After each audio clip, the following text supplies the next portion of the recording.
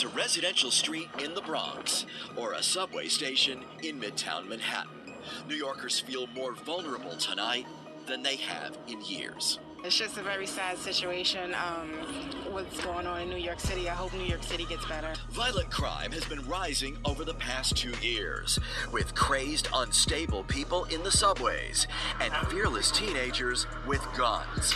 Shootings that once took place in back alleys now happen on crowded streets in the middle of the afternoon. Gang members blasting at one another, with bystanders caught in the crossfire. Among the latest victims, an infant struck in the face with a stray bullet. Police officers are being shot, and unsuspecting subway riders are being attacked at random. Others are being robbed. In the past 2 months, it's become an onslaught. Literally come from the same place as somebody, like, and it's like, yo, dogs, like, I don't understand, like, you know, when we get in front of people we don't know, or people who may have the power to change your life, whether it be through a check or opportunity, why we can't show the united front? Like, you know what I mean? I just feel like, you know, especially if we have a direct relationship, like, that's like, picture you and I not being able to speak to each other anymore unless a liaison was involved, or, you know, you have to call somebody to contact me. And you get what I'm saying? When I see you now going forth, it's like, you can't just get me on the phone no more. It's never about this anymore. It just becomes about, so I feel like it becomes a lot of that, to the point where now at this point, if everybody's on stage, who's buying the tickets? And now at this point, the game itself, it becomes weak, because, you know, when I fell in love with the music game, like, you know, there was love songs, there were different topics, you get what I'm saying? And now it just seems like, you know, if you remove those elements from it, now to where it's like, all right, the first album, a ninja's already wealthy, he's already a boss, he's a this, he's a that, he'll fuck your baby mama, your wife, he'll beat you up if you look at him crazy, he roll deep, you know what I'm saying? Like, we used to have stages to that. You used to see a ninja develop, right? You could grow along with the artist. You get what I'm saying? So now it's like the people are not welcomed on that journey no more. Like, who wants to pay $90, $100, $200, $300, $4 a ticket for a 4-hour show where a motherfucker just talking about how he better than you? You know what I mean? The music is not balanced. The energy is not balanced. You get what I'm saying? Like, the elements of togetherness are being taken away. You know what I mean? You know, think about NYC, fast food, everything. People ain't even really sitting at the dinner tables no more looking at each other. Like, you know what I'm saying? Sharing a meal. Everybody will go to the club, and you go to the club, and niggas is all on their phone. Bitches, everybody's on their phone in the club. It's like, yo, dogs, like, at what point do we get to interacting with each other again? Like, it get cool to really give a fuck what people who's going through again. And I want to get your opinion on that, man. How you feel about, you know, the way people deal with each other and themselves while trying to figure out who themselves is, and dealing with the world around you, if that makes sense. Like, That's a lot to unpack. First thing I want to tell you is that the check is in the mail, because I'm definitely going to use that line. He said, I will make sure I got it correct. He said, if everybody's on stage, who's buying the ticket? Who's buying the ticket? That right there, man, cool. That was profound in so many ways. But that aside, you know, I feel like, while I don't agree with everything that's going on, I do understand it, man. Like you said, man, life in itself is so hard, and then when you start talking about in that city specifically, in New York City, you know, you just have to be out of there and seeing how people are, and how people interact with you, and how helpful people have been. Like, for example, when it comes to jobs, like, the job that I have now, I've wanted all my life. Like, I've always wanted to work in water, and I didn't care what it was.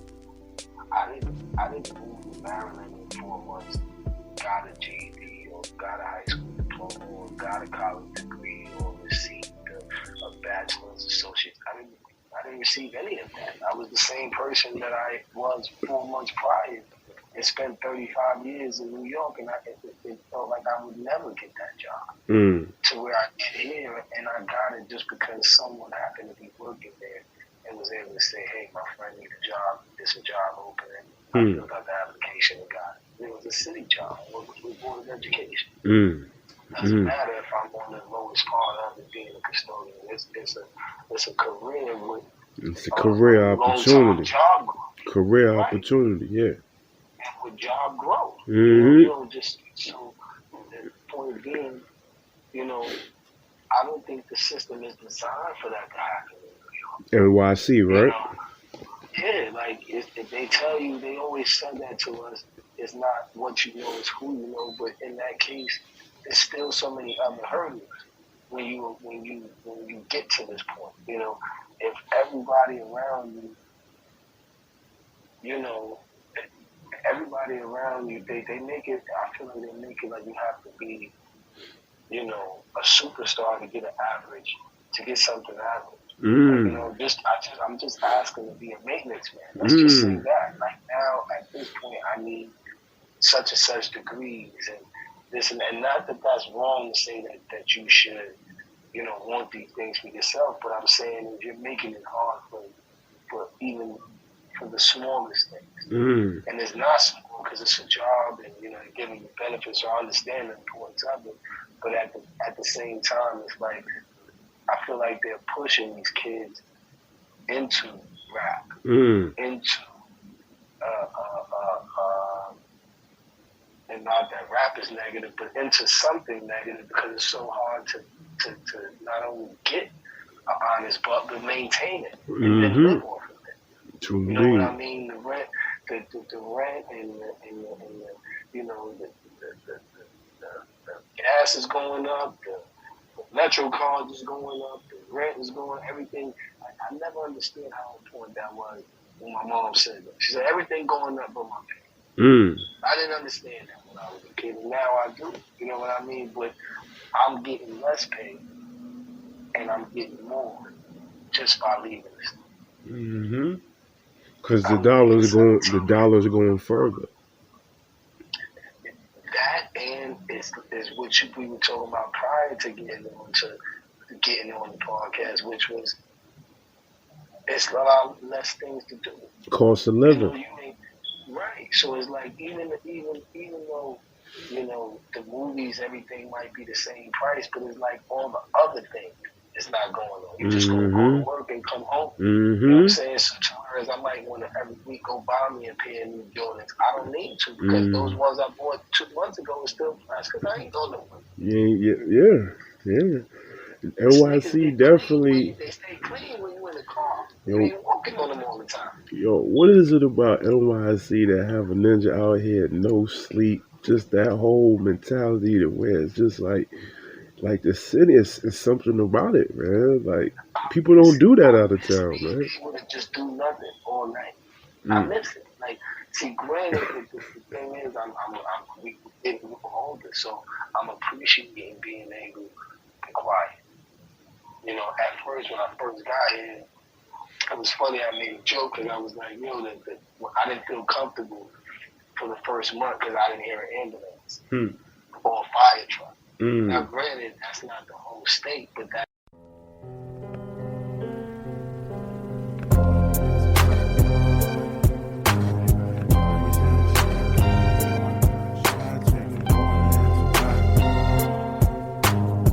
Lost in the days, stuck in my ways.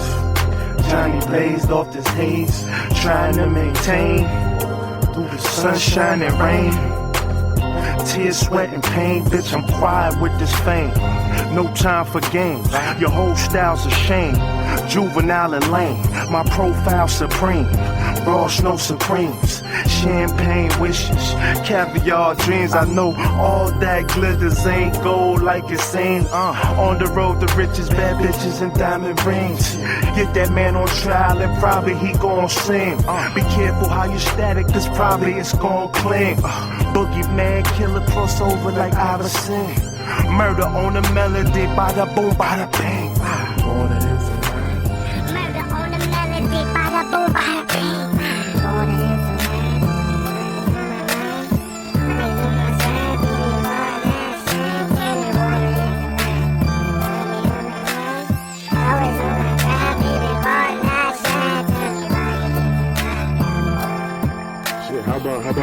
How about police interaction period? Whereas in the city it's so normalized.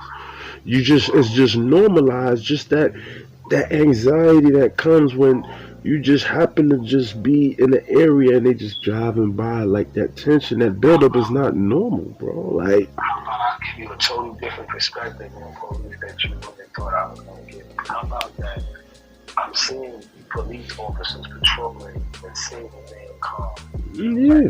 A car with just one officer. Yeah. And that's what struck me first. I said, wow, this is a good area. You would never, it's not safe for a cop in New York City to be in a car alone. It's just not. You gotta have a partner. You got a partner. You have to. You have to. So that lets you know. That lets you know right there the dynamic. Even as far as like you break it up, like you have housing police, transit police in New York City, traffic police. Whereas, you know, OT, come on now, we ain't gonna have all these divisions. Like, you know what I'm saying? Like, it's a need for this type of policing on all levels in the city. And that, you know, as a grown man, I sit back and say, you know, as much as I am RBG, I still am man enough to admit that it's not normal to constantly be in a state of war with no balance, where peace is not an option. To be introduced to certain mentalities and states of mind so young without being given the option, right?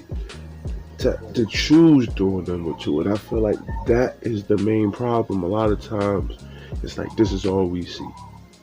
True indeed. Like, you know what I'm saying? And it takes a situation to where you have to live, survive, and get to that next level to where it's like now it's all in alignment for you to go take that journey, that trip out of town. And now your horizons broaden even further than they was. You get to take that city slicker mentality in a place that's down home and apply certain things, and you see how, damn, check this box a lot smoother up here because it's crazy, not trying to be funny, the cloud of suspicion just ain't the same. Like, you know what I'm saying? Like the levels, the degree of difficulties. Or the pessimistic outlook is just not. It don't be the same. And more optimistic.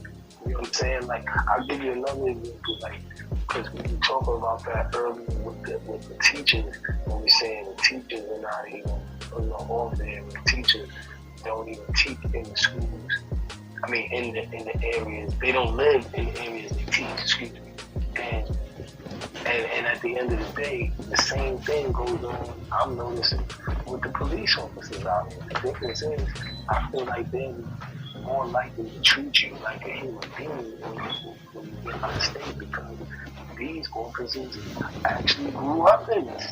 They actually grew up in this county, in this city. So, you know, when they're running into a person that may not be familiar, or matter of fact, when they run into a person they know them probably from years prior, whether they went to school together. So it's different when you're taking this officer, you know, who's not from New York and having him police in New York. He doesn't understand that young man sitting in front of that building in a black hoodie is not a threat. Mm-hmm. It's highly blessing.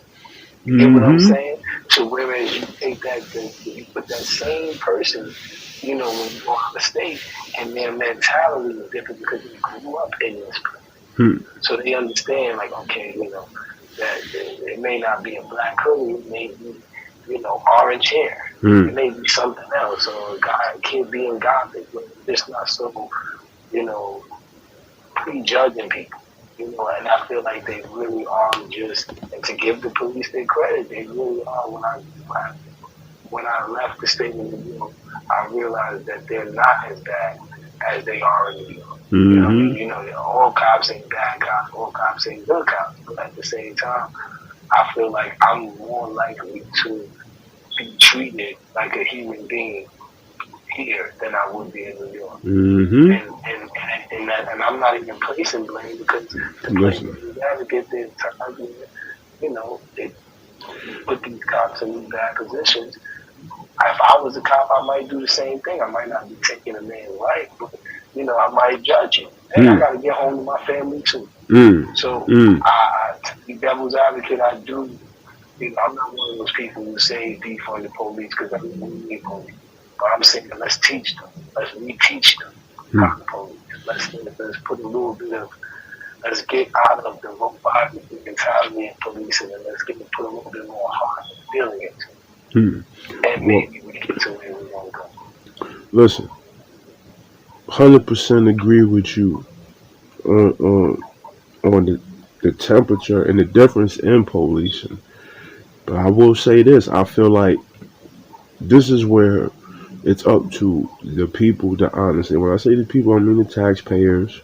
I mean the people who are actually having their neighborhoods police to basically demand accountability. You get what I'm saying? As far as the tactics that's being used on their children, their women, their schools.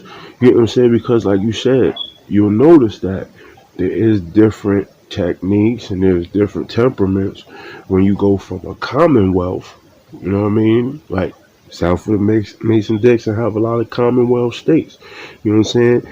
To the police state that is NYC. Like, see, the police state is a certain way to do it. You know what I'm saying? There's certain tactics that they're using, and a lot of this involves not trying to be funny things that if you're doing in a Commonwealth state, these are things that'll be infringing on people's rights. Like you said, that dude that's riding one to a car. You know what I mean? What almost keeps people honest when they don't know who you are is because you could be Larry Sue or Billy Bob's nephew just in town visiting. Let me at least give it the due process. Oh, you ain't even from around here. Like, you know what I'm saying? So at least having that, the respect of that, them all coming up in the same community keeps them honest to a certain respect. Whereas NYC, if you just dealing with stop and frisk policies and mass incarceration policies and things of that nature, like, you know what I'm saying? It's like it's really hard to put a face to a case, to a life, you know what I mean, to a set of cuffs. You get what I'm saying? So I don't think really the issue was ever really about defunding the police, but I think to a certain extent there should be certain requirements. Like, I don't believe that if you feel like a certain neighborhood is not safe enough to live in, but because the overtime hours are out the wazoo, you choose to work in those neighborhoods, a la the ghettos.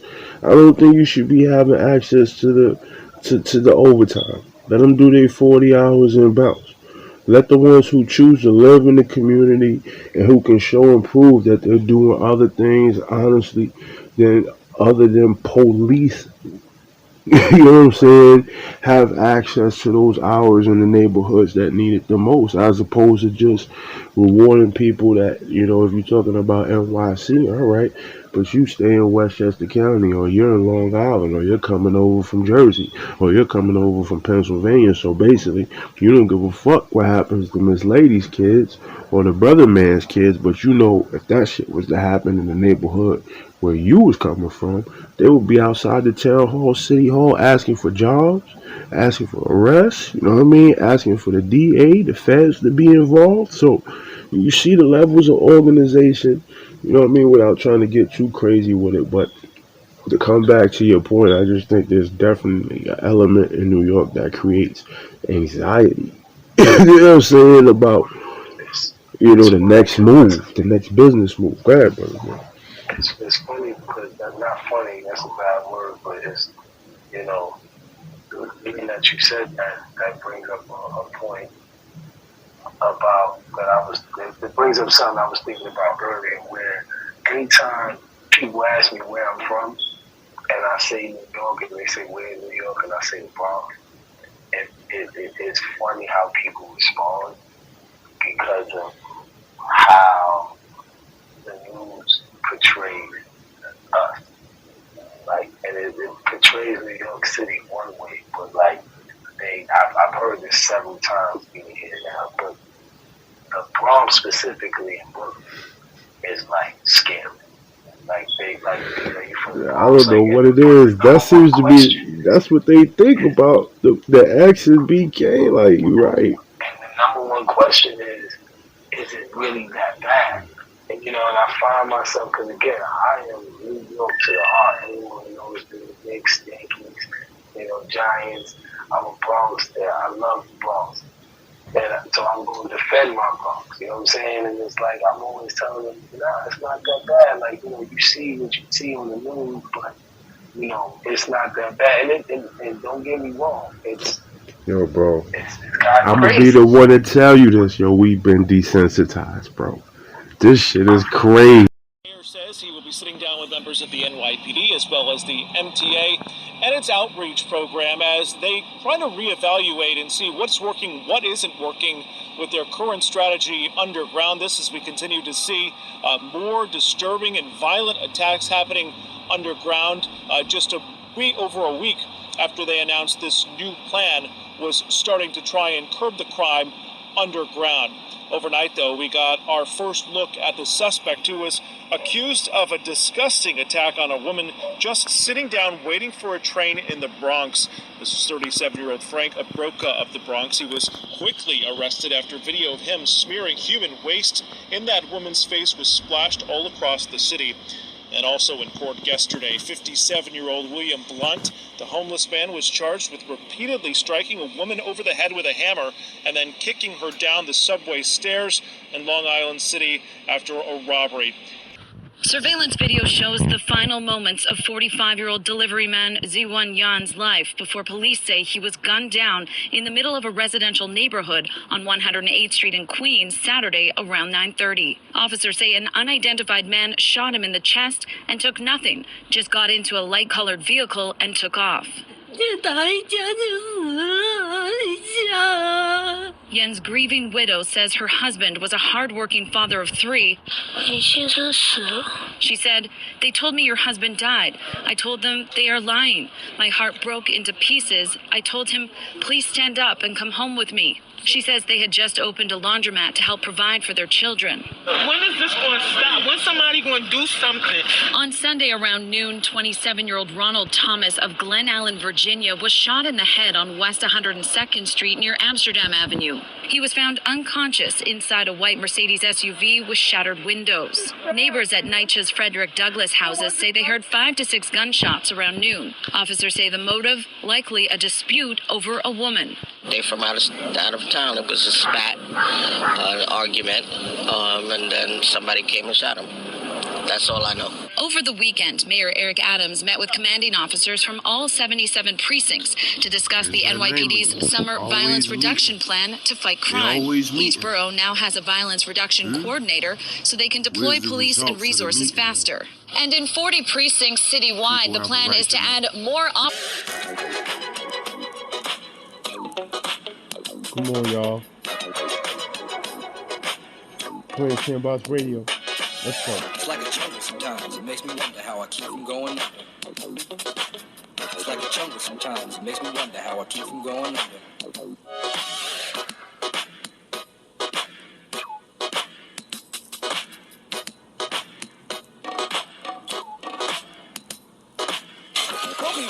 Everywhere, people pissing on the stage, you know they just don't care. I can't take the smell, can't take the noise, got no money to move out, I guess I got no choice. Rats in the front room, roaches in the back, junkies in the alley with a baseball bat. I tried to get away, but I couldn't get far, cause a man with a toucher repossessed my car. Don't push me, cause I'm close to the edge. I'm trying not to lose my head. It's like a jungle sometimes. It makes me wonder how I keep from going.